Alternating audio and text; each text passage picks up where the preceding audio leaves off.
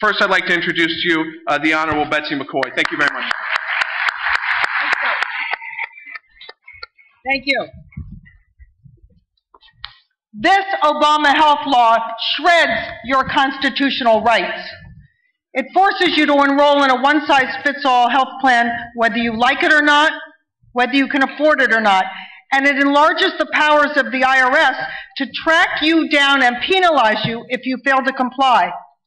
Even worse, for the first time in history, this law empowers the federal government to dictate how doctors treat privately insured patients. So even if you're in Aetna or Cigna or some other plan, the government is still in charge of your care. Section 1311, right here on page 62, says that insurance companies can pay only those doctors who follow whatever dictates the Secretary of Health and Human Services imposes in the name of quality. Well, that can cover anything in medicine, whether your OBGYN does a cesarean section or whether your cardiologist opts for bypass surgery instead of using a stent. Your medical treatments will be entered into an electronic database, your doctor's decisions will be monitored, and ultimately your doctor will be forced to choose between doing what's best for you and staying in the government's good graces. The president promised that he was going to solve the problem of the uninsured by making health plans affordable, but I bet you got your premium increase in the mail already. That's not how he's doing it. This law expands Medicaid, in fact, to 85 million people by 2014. And how is that paid for? Well, there are $410 billion in new taxes in this law, and they're talking about more taxes, floating ideas for a VAT, a Vanishing America tax. Oh yes, don't let them call it anything else. But worse still, this law expands Medicaid by eviscerating Medicare. It's like robbing Peter to pay Paul, only it's robbing Grandma and Grandpa.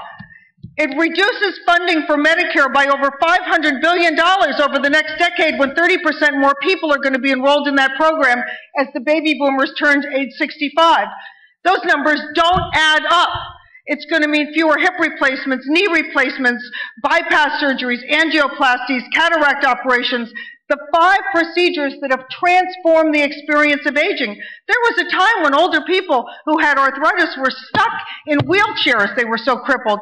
Now they're enjoying their later lives being active. This law will undo that progress. In fact, the chief actuary of Medicare warned that the cuts are so severe, some hospitals will stop taking Medicare. Where will seniors go? In summary, this law lowers your standard of care, puts government in charge of your care, and takes away something as precious as life itself, your liberty. To halt this attack, we're battling in the state capitals, in the U.S. Congress, and in the federal courts. Just 12 days ago, Judge Roger Vinson declared this law unconstitutional in its entirety. Right? That's right. That's right. Unconstitutional. Florida filed that lawsuit the day this law was enacted. Now 26 states have joined that suit, and more are coming on weekly. Separately, Virginia filed a suit challenging the constitutionality and won in district court in December, when Judge Henry Hudson declared that the Interstate Commerce Clause does not permit Congress to compel Americans to engage in commerce against their will, right? Vinson has gone farther, declaring all 2,600 pages null and void, right? Complex legislation generally includes a boilerplate saying if one part is struck down, the other parts remain in force. The authors of Obamacare eliminated that boilerplate, arguing to Congress and later to the courts that without compulsion, this complex scheme would not work. Well, Judge Vinson turned that back on them and said, oh, this law, it's like a precision watch. One part doesn't work, none works. Precision watch, House of Cards is more like it, right? Now, 28 states are heading to the U.S. Supreme Court for a showdown. Public outrage against this law has never been greater, and the newly elected House of Representatives has already voted to repeal it.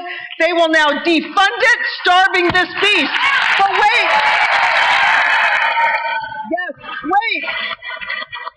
The very interests who supported this law and helped ram it through Congress are now applying for waivers.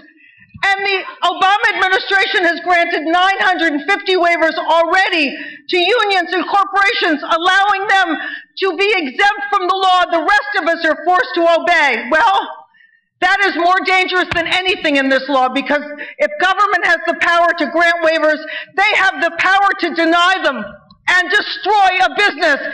Americans should never have to slink and slither to the White House for exemptions like supplicants. In the United States of America, the rule of law is king. The rule of law, not Mr. Obama. Not Mr. Obama. Right. That's right. Now, wait. One last comment.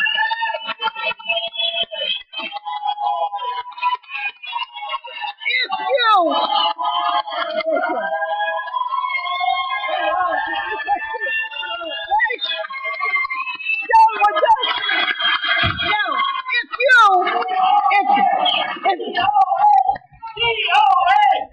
If you do not have a lobbyist in Washington or an easy pass to the White House, I will request your waiver for you. Come to defendyourhealthcare.us, defendyourhealthcare.us, or come down to the Defend Your Healthcare booth right here at CPAC.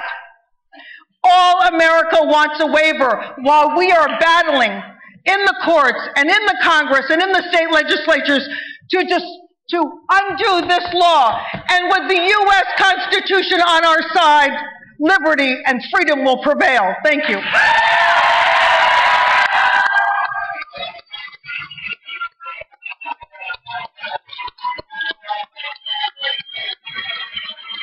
I think we're on the pathway to repeal.